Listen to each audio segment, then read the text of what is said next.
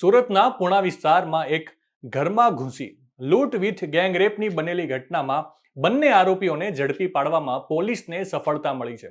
ઘટનાની જાણ થયા બાદ તાત્કાલિક સ્પેશિયલ ટીમ બનાવીને આરોપીઓને ઝડપી પાડવાના પ્રયાસો શરૂ કરવામાં આવ્યા હતા, જેથી 17 કલાકમાં જ સુરતથી 350થી વધુ કિલોમીટર દૂર ભાવનગરના કમલેજ ગામ નજીક જંગલ વિસ્તારમાંથી જીવના જોખમે ગોવાળના વેશમાં આરોપીને ઝડપી પાડવામાં આવ્યા હતા. આરોપીઓ જંગલ વિસ્તારમાં આવેલા જંગલેશ્વર મહાદેવ મંદિરમાં છુપાયા હતા. અત્રે ઉલ્લેખનીય છે કે આરોપીઓ પાસે હથિયાર પણ હતું. આ સાથે જે મકાનમાં ઘટનાને અંજામ આપવામાં આવ્યો તેના ટેરેસ પર જ દારૂની પાર્ટી કરી હતી અને ત્યારબાદ જ આ જઘન્ય કૃત્ય આચર્યું હતું. વિગતે વાત કરીએ. નમસ્કાર, બીબી ન્યૂઝ ગુજરાતમાં હું સુભાષ આપનું સ્વાગત કરું છું. મૂળ ભાવનગરના વતની એવા દંપતી પુણા ગામના સીતાનગર 4 રસ્તા પાસે ગીતાનગર સોસાયટીમાં એક ભાડાના મકાનમાં રહે છે. મકાનના નીચેના ભાગે કારખાનું ચાલે છે અને પતિ લેસ પટ્ટીના કારખાનામાં નોકરી કરે છે. 13 ફેબ્રુઆરીની રાત્રે દંપતી જમીને સૂઈ ગયું હતું. દરમિયાન મોડી રાત્રે લગભગ 3 વાગ્યાના અરસામાં બે શખ્સે તેમના મકાનનો દરવાજો ખખડાવ્યો હતો. દંપતીએ કોણ છે એમ પૂછતા આ બદમાશોએ પોલીસ હોવાનું જણાવ્યું હતું, જેથી દંપતીએ દરવાજો ખોલ્યો હતો. દરવાજો ખોલતા જ મોઢા પર બુકાની ધારી બદમાશ ચપ્પુ લઈને ઘરમાં ઘૂસી ગયા હતા અને પતિને ચપ્પુ બતાવી મારી નાખવાની ધમકી આપી હતી.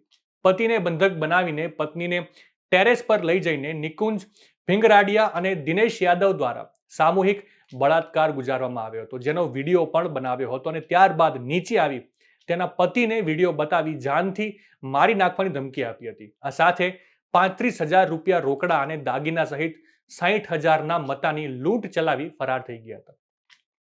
લૂંટની સાથે સામૂહિક બળાત્કારની ઘટના બનતા ઉચ્ચ પોલીસ અધિકારીઓનો કાફલો ઘટના સ્થળે દોડ્યો આવતો.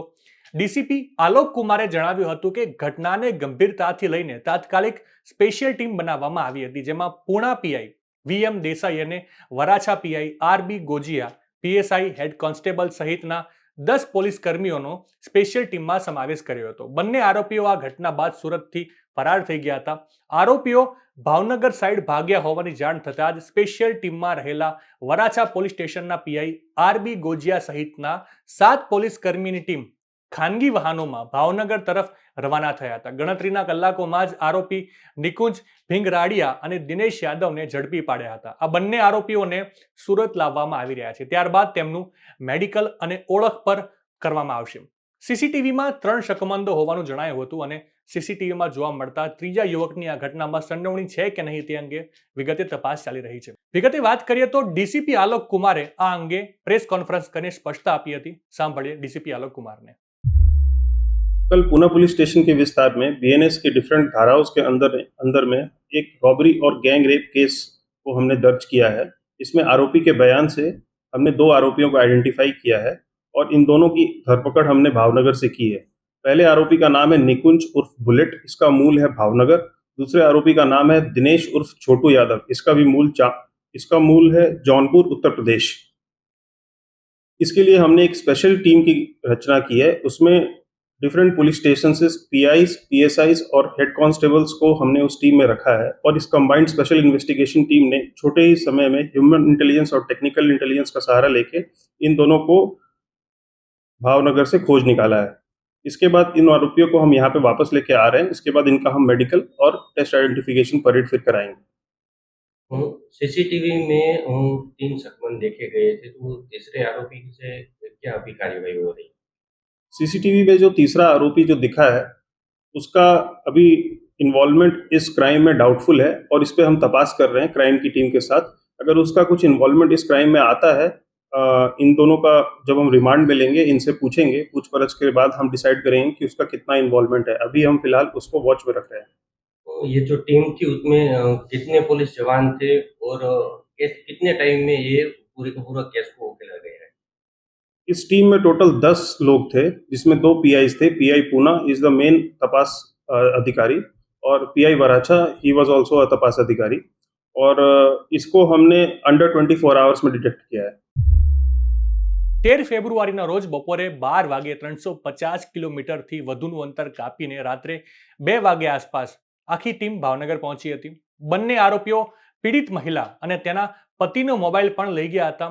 આરોપીઓએ પીડિત અને પોતાના મોબાઈલ ફોન પણ સ્વિચ ઓફ કરી નાખ્યા હતા. જોકે બંને આરોપીઓ દ્વારા કરવામાં આવતા યુપીઆઈ અને બેંક ટ્રાન્ઝેક્શન પર નજર રાખવામાં આવી રહી હતી, જેથી બંને ભાવનગરના કમલેજ ગામ આસપાસમાં ગયા હોવાની આધારે પોલીસે ત્યાં પહોંચી હતી.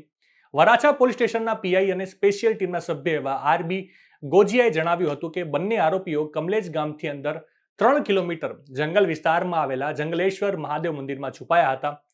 હ્યુમન ઇન્ટેલિજન્સના આધારે આ માહિતી મળતા રાત્રે ત્યાં પહોંચ્યા હતા જંગલ વિસ્તાર, અને આરોપીઓ પાસે હથિયાર પણ હોવાની શક્યતાઓને પગલે જીવનું જોખમ પણ હતું, જેથી આ જંગલ વિસ્તારમાં જતા ગોવાળોની મદદ લેવામાં આવી હતી. આ સાથે જ ટીમના 7 જેટલા સભ્યો દ્વારા ગોવાળોનો વેશ પણ ધારણ કરવામાં આવ્યો હતો. રાત્રિના સમયે જ જંગલેશ્વર મહાદેવ મંદિરે વિડીયોગ્રાફી કરીને તપાસ હાથ ધરવામાં આવી હતી. ત્યારબાદ કઈ રીતે કોર્ડન કરવાથી બંને આરોપીઓ ઝડપાઈ શકે છે તેનું સમગ્ર પ્લાનિંગ કરવામાં આવ્યું હતું. સવારે 5:30 વાગે આસપાસ તમામ પ્રકારની તપાસ બાદ બંને આરોપીઓને પકડી પાડવાનો નિર્ણય કરવામાં આવ્યો હતો. ચારે તરફથી મંદિરને કોર્ડન કરીને બંને આરોપીઓ નિકુંજ અને દિનેશને સૂતેલી હાલતમાં જ ઝડપી પાડવામાં આવ્યા હતા. તેમની પાસેથી એક ચપ્પુ મળ્યું હતું જે ધારદાર હતું. દુષ્કર્મ આચરવામાં આવ્યું હતું તે પણ કબજે કરવામાં આવ્યા હતા. એના જે વિડીયોગ્રાફી હતા તે પણ કબજે કરવામાં આવ્યા હતા. આ સાથે તેમની પાસે રહેલા પીડિતનું આધાર કાર્ડ અને બંને મોબાઈલ ફોન પણ જપ્ત કરવામાં આવ્યા હતા. પૂર્ણા પીઆઈ વીએમ દેસાઈએ જણાવ્યું હતું કે ઘટનાની ગંભીરતાને જોતા જ તાત્કાલિક તમામ દિશામાં તપાસ શરૂ કરી દેવામાં આવી હતી. જે મકાનમાં ઘટના બની છે ત્યાં પણ તમામ પ્રકારની તપાસ કરવામાં આવી હતી. સીસીટીવીમાં પણ આરોપીઓ કેદ થઈ ગયા હતા. બંને આરોપીઓ રીઢા ગુનેગાર છે. આરોપી નિકુંજ વિરુદ્ધ 16 જેટલા ગુનાઓ નોંધાઈ ચૂક્યા છે. આરોપી દિનેશ વિરુદ્ધ હત્યા સહિત 10 જેટલા ગુનાઓ પણ નોંધાઈ ચૂક્યા છે. આ સાથે ત્રીજો જે શકમન છે તેના વિરુદ્ધ પણ 2 જેટલા ગુનાઓ નોંધાયેલા છે. નવા સમાચાર, નવી અપડેટ સાથે ફરી મળીશું. ત્યાં સુધી મને રજા આપશો. નમસ્કાર.